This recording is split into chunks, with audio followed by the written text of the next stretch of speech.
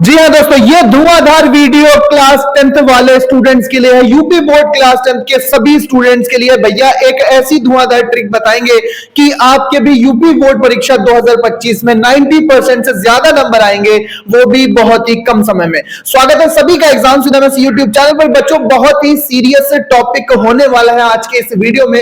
कुछ भी पढ़ाई नहीं हो पाई है और आप स्ट्रगल कर रहे हो, आपकी परीक्षा नजदीक है भैया। 24 फरवरी से आपकी 24 फरवरी 2025 को आप अपना एग्जाम लिख रहे होगे और अभी तक आपकी तैयारी नहीं हुई है भैया। इन टॉपिक्स को अगर अब आप पकड़ के चलोगे, केवल इन पर फोकस करोगे, तो कम मेहनत में भी आपके बहुत ही अच्छे नंबर आएंगे। तो दोस्तों शुरुआत करते हैं भैया। हम जानते हैं कि आपके 24 फरवरी से 24 फेब से आपके एग्जाम है भैया। 12 मार्च तक आपके एग्जाम जाने वाले हैं। ये डेट लाइन है, ये डेट शीट है जो कि आ चुकी है। अब करना क्या है, हमारे पास 5 सब्जेक्ट होते हैं बच्चों। हमारे पास 5 सब्जेक्ट होते हैं जिसमें होती है हिंदी, दूसरा सब्जेक्ट होता है भाई साहब इंग्लिश का, फिर आती है साइंस, फिर मैथमेटिक्स हम पढ़ते हैं, मैथ्स पढ़ते हैं, फिर हमारा होता है सोशल साइंस जिसको हम एसएसटी कहते हैं, और हम ड्राइंग पढ़ते हैं। ठीक है, ये 6 सब्जेक्ट होते हैं हमारे पास। भैया बैलेंस नहीं कर पा रहे हो कि कब क्या तैयार करें, कुछ समझ में नहीं आ रहा है।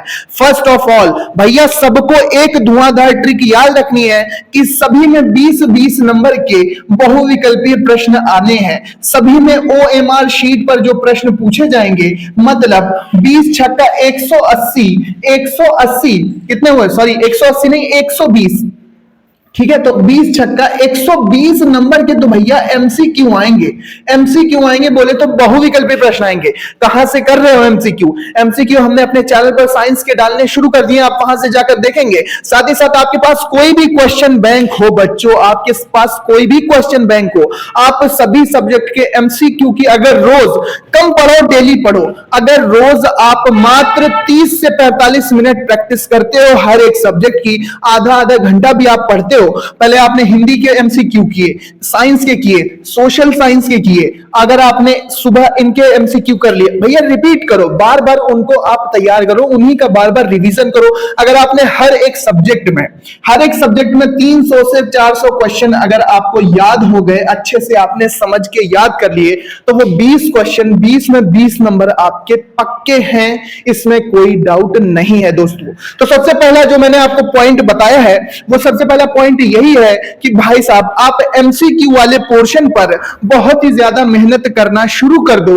अगर आपने अभी तक मेहनत स्टार्ट नहीं की है एमसीक्यू पर, तो एमसीक्यू यानी बहुविकल्पीय प्रश्न बोले तो ओएमआर वाले प्रश्न आप लगाना शुरू कर दें। अब टॉपिक आपको बताएंगे सब्जेक्ट वाइज की कौन सा तैयार करना है। सबसे पहले बात करते हैं भाई साहब हिंदी की बात करते हैं। हिंदी में आपको क्या तैयार करना है, इस बारे में जानकारी आपको देते हैं भैया। गद्यांश और पद्यांश पूछा जाएगा।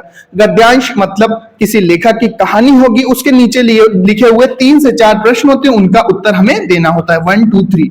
अब गद्यांश में अगर पता है चैप्टर का नाम और लेखक या कवि का नाम, तो आपका संदर्भ क्लियर हो जाता है। और बात आती है व्याख्या की, तो बच्चों व्याख्या तो आप बनाकर भी लिख दोगे तब भी आपको पूरे नंबर मिलेंगे। जीवन परिचय सिलेक्टेड आप याद करते हुए चलो, हिंदी में जीवन परिचय आपको अच्छे से आना चाहिए। इसके बाद यही बात करें कि कवि और लेखक का जीवन परिचय, यानी कुल 2 जीवन परिचय आपको लिखने होंगे, तो 2 से 3 लेखक के आप जीवन परिचय अभी से तैयार कर लो, और 2 से 3 कवियों के जीवन परिचय बच्चों आपके रेडी होना चाहिए। लेखक और कवि के जीवन परिचय और उनकी कम से कम 2 रचनाएं जरूर तैयार कर लो, ये आपका पक्का हिसाब हो जाएगा। इसके बाद हिंदी में बच्चों बात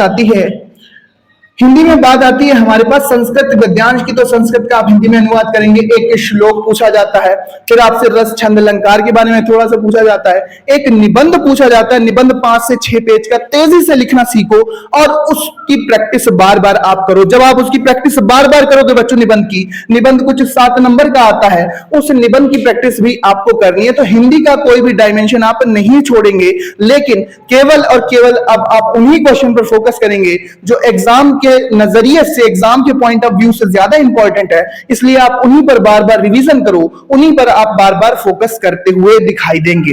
हिंदी के बाद आता है भैया अंग्रेजी। इंग्लिश में भी आप वही सारे टॉपिक्स तैयार करेंगे, चाहे वो सेंट्रल आइडिया हो, चाहे वो प्रोज पोएट्री के क्वेश्चन हो, चाहे आपकी टेक्स्ट बुक के क्वेश्चन हो, चाहे वो पंक्चुएशन हो, चाहे वो रीअरेंजमेंट हो, चाहे वो वन वर्ड सब्स्टिट्यूशन हो या हिंदी का ट्रांसलेशन हो, आप उनकी लगातार प्रैक्टिस करेंगे। सेंट्रल आइडिया आप 1 से 2 बिल्कुल तैयार रखेंगे, उनकी बार बार लिखकर आपको प्रैक्टिस करनी है, जिससे आप अच्छे से वहां पर लिखो। प्रेजेंटेशन पे आप ध्यान देंगे कि कौन सा क्वेश्चन आप किस तरह से प्रस्तुत कर रहे हैं अपनी कॉपी पर, इसके भी बच्चों ज्यादा नंबर मिलते हैं। अगर आपकी कॉपी पर प्रेजेंटेशन अच्छी होगी तो आपको नंबर भी अच्छे दिए जाएंगे। नेक्स्ट बात करते हैं कि इंग्लिश में ये सारे टॉपिक्स जो मोस्ट इंपॉर्टेंट है, सेंट्रल आइडिया, प्रोज पोएट्री के क्वेश्चन आंसर हो गए, इसके बाद स्टोरी ट्रांसलेशन, इसके बाद डायरेक्ट इनडायरेक्ट, एक्टिव पैसिव, जो भी छोटे छोटे ग्रामर के क्वेश्चन हैं, स्पेलिंग में मिस्टेक पकड़नी होती है या 2 वर्ड एक जैसे होते हैं उनमें अंतर करके उनका सेंटेंस में यूज करके दिखाना होता है, वो सारी चीजें आप अपने क्वेश्चन बैंक की हेल्प से लगातार प्रैक्टिस करना स्टार्ट कर दो। साइंस में चलते हैं, भैया साइंस में चलते हैं। साइंस में आपको क्या तैयार करना है? 3 सेक्शन है, 20 नंबर के बहुविकल्पीय तो आप तैयार कर चुके हैं, जैसा कि मैंने बताया रोज आधे आधे घंटे भी अगर 3 सब्जेक्ट की प्रैक्टिस एक दिन, 3 सब्जेक्ट की प्रैक्टिस एक दिन, किसी को छोड़ना नहीं है, ना ड्राइंग को, ना एसएसटी को, ना उर्दू को, ना संस्कृत को, गृह विज्ञान, जो भी सब्जेक्ट है आपके पास उनकी प्रैक्टिस आपको बहुविकल्पीय प्रश्नों की करनी ही करनी है, चाहे कोई सा भी दिन हो, तभी आपके नंबर पूरे अच्छे आएंगे। साइंस की बात करें तो भैया ABC 3 सेक्शन होते हैं, ठीक है, ABC 3 सेक्शन होते हैं। फिजिक्स, केमिस्ट्री और बायोलॉजी का सेक्शन होता है। फिजिक्स में क्या पढ़ेंगे? ओम का नियम हो गया, फिजिक्स में पढ़ेंगे, ठीक है, प्रकाश का वर्ड विक्षेपण हो गया, दर्पण का सूत्र हो गया, प्रतिबिंब की दूरी, लेंस के प्रकार पढ़ेंगे, अवतल लेंस, उत्तल लेंस, निकट दृष्टि दोष पढ़ेंगे, दूर दृष्टि दोष पढ़ेंगे। इसके बाद बात करते हैं हम प्रत्यावर्ती धारा जनित्र पढ़ लेंगे, उसके सिद्धांत और संरचना और किस तरह से कार्यविधि करता है, विद्युत मोटर, विद्युत जनरेटर, फ्लेमिंग के बाएं हाथ का नियम, बायो सेवर्ट का नियम, ठीक है, धारावाही चालक के कारण बिंदु आर दूरी पर विद्युत क्षेत्र, इसके अलावा चुंबकीय बल रेखाएं क्या होती हैं इनके बारे में पढ़ेंगे, ठीक है, लेंस की क्षमता क्या होती है, प्रकाश का प्रकीर्णन क्या होता है, पूर्ण आंतरिक परावर्तन क्या होता है, अपवर्तन के नियम क्या होते हैं। ये सारे जो मेन टॉपिक हैं बच्चों, उन पर आप ज्यादा फोकस करो, उन्हीं की बार बार जब आप प्रैक्टिस करोगे तो आपको बहुत ही अच्छे नंबर मिलेंगे। केमिस्ट्री में चलते हैं भैया। केमिस्ट्री में क्या करना है? रासायनिक अभिक्रिया को संतुलित करना आना चाहिए। बैलेंस द रिएक्शन पर एक क्वेश्चन मिलेगा, एक क्वेश्चन आपको आईयूपीएससी नामकरण पर मिलेगा। आईयूपीएससी नामकरण की पूरी प्लेलिस्ट मैंने बनाई हुई है, आप वहां पर भी सीख सकते हो, कोई अन्य वीडियो भी यूट्यूब पर देखकर आईयूपीएससी सीख सकते हो। इसके अलावा बेकिंग सोडा हो गया, वॉशिंग सोडा हो गया, इनका नाम और रासायनिक सूत्र, प्लास्टर ऑफ पेरिस का नाम और रासायनिक सूत्र, जिप्सम का नाम और रासायनिक सूत्र, फिटकरी का नाम और रासायनिक सूत्र।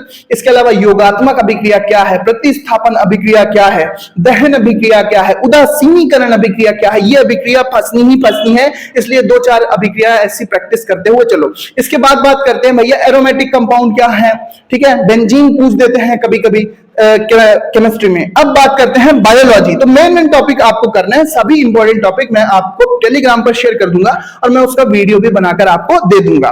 भैया बायो में क्या करना है? मेंडल के नियम आपको तैयार करने हैं, प्रभाविता का नियम, पृथक्करण का नियम, स्वतंत्र अपव्यूहन का नियम, मेंडल ने मीठी मटर पर प्रयोग किए, मेंडल ने कितने लक्षण चुने, मेंडल कहां के निवासी थे, अनुवांशिकी का पिता उनको कहते हैं। सारे बेसिक से लेके थोड़े अच्छे क्वेश्चन भी आप तैयार करेंगे। लिंग निर्धारण क्या होता है, पाचन क्या होता है, श्वसन क्या होता है, परिसंचरण क्या होता है, हृदय की संरचना, ठीक है, मानव वृक्क की संरचना, ऐसे छोटे छोटे क्वेश्चन, छोटे छोटे डायग्राम, तंत्रिका कोशिका, मुख्य हार्मोन्स, चाहे वो पीयूष ग्रंथि के हों, चाहे वो थायराइड ग्रंथि के हों, चाहे वो थाइमस ग्रंथि के हों, चाहे वो पैराथायराइड के हों, चाहे वो अधिवृक्क ग्रंथि के हों, मेन हार्मोन्स और उनके कार्य एक पेज पर लिखकर अलग रख लो भैया, उनको बार बार रिवाइज करो, पूरे नंबर आपको एग्जाम में मिलते हुए नजर आएंगे।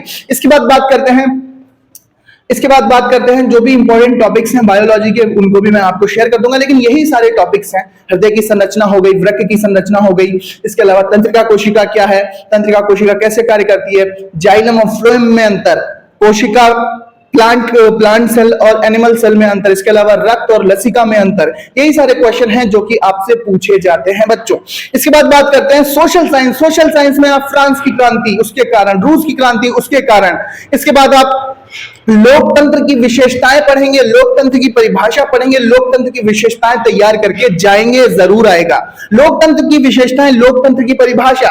इसके बाद आप अर्थशास्त्र में भी कुछ इंपॉर्टेंट क्वेश्चन पढ़ेंगे, बाजार क्या है, श्रम क्या है, पूंजी क्या है, इन सब के बारे में बेसिक समझ से आप छोटे छोटे क्वेश्चन जो दिए होते हैं उनको अच्छे से बच्चों तैयार करना। इसके बाद भूगोल में कौन सी कौन सा स्थान कहां पर है इसकी भी मानचित्र पर आप प्रैक्टिस करेंगे। साथ ही साथ चाय की खेती के लिए क्या वातावरण चाहिए, जो भी आपके सिलेबस में क्वेश्चन दिए हैं उसके अकॉर्डिंग छोटे छोटे प्रश्न आप हल करेंगे। भूगोल में भी इस तरह से सामाजिक विज्ञान की भी आप छोटे और इंपॉर्टेंट क्वेश्चन देख लो भैया, कौन सा 23 में आया है, कौन सा 24 में आया, कौन सा 22 में आया। 20 तक जो प्रश्न आए हैं, 20 से पहले करना ना करना, लेकिन 20 के बाद जितने भी प्रश्न है, मतलब पिछले 4 साल के पेपर, पिछले 4 साल के पेपर आपको करने ही करने हैं भैया, पिछले 4 साल के पेपर करने हैं। एसएसटी में आपको इस तरह से करना है। ड्राइंग की बात करें, ड्राइंग की बात करें तो भैया एक आलेखन आपको तैयार कर लेना है। एक आलेखन ऐसा तैयार करना है जिसमें कमल का फूल हो, उसकी एक कली हो और उसकी पत्तियां हो। यह आलेखन आपका काम कर जाएगा। और 20 नंबर के बहुविकल्पी प्रश्न और स्मृति चित्रण, या जिसको हम पेंसिल वाला शेड वाला चित्रण होता है, उसमें कप, प्लेट, सुराही, पीपल का पत्ता, ठीक है, ये सारी आती हैं। छतरी, कप, प्लेट, बुक, मेज पे रखी किताब, इस तरह के चित्रों की आप प्रैक्टिस करेंगे। 20 से 25 नंबर का एक वो क्वेश्चन, आलेखन आता है कम से कम 35 नंबर का। इस तरह से आपके 2 चित्र और 20 नंबर के बहुविकल्पी प्रश्न होते हैं।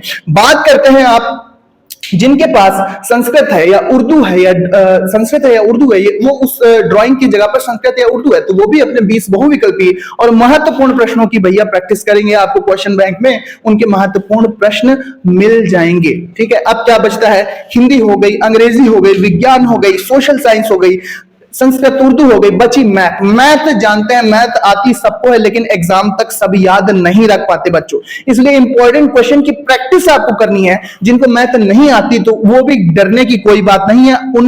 उन स्टूडेंट से मैं कहूंगा कि मोस्ट इंपॉर्टेंट क्वेश्चन आप लगाने की प्रैक्टिस करो और बार बार उनको रिवाइज करो। जब आप बार बार रिवाइज करोगे तो आपके क्वेश्चन बनने लगेंगे और आपसे उतना तो हो ही जाएगा जितने आप अच्छे खासे नंबर लेके पास हो जाओगे। और जो बच्चे जिनको मैथ बहुत अच्छी आती है, बच्चों एक बात ध्यान रखना कि मैथ के पेपर में आप ओवर कॉन्फिडेंस कभी मत शो करना। हमेशा आप अपना रिवीजन करके जाना और ज्यादा करने की कोशिश मत करना कि मैं हर एक सवाल की आप रिवीजन करें। जो मोस्ट इंपॉर्टेंट क्वेश्चन है उनका ध्यान मन से आप जब रिवीजन करोगे तो उनको आप अच्छे से एग्जाम में कर पाओगे। हड़बड़ाना नहीं है मैथ के पेपर में। मैथ में होता यह है कि कुछ स्टूडेंट्स होते हैं जो कि लास्ट टाइम पे रिवाइज नहीं कर पाते, तो वो सवाल भूल जाते हैं या उनसे नहीं बनता सवाल। तो ऐसा नहीं करना है। शांत मन से आपको अपने सवाल हल करने हैं। जिनको नहीं आते वो कोशिश करेंगे, अगर ना भी आए क्वेश्चन तो भी छोड़ के नहीं आना है। अपना पूरा मैथ का पेपर अच्छे से सॉल्व करने की कोशिश करो। जितना रिवीजन मैथ में करोगे उतने ही अच्छे नंबर आएंगे। सो इस तरह से ये सारे सब्जेक्ट क्लियर होते हैं। मोस्ट इंपॉर्टेंट क्वेश्चन 5 पॉइंट्स आपको बता दे रहा हूं लास्ट में। सबसे पहले 20 नंबर के जो बहुविकल्पी प्रश्न है उन पर आपको ध्यान देना है हर एक सब्जेक्ट के। Number 2 point, most important question आपको तैयार करने हैं।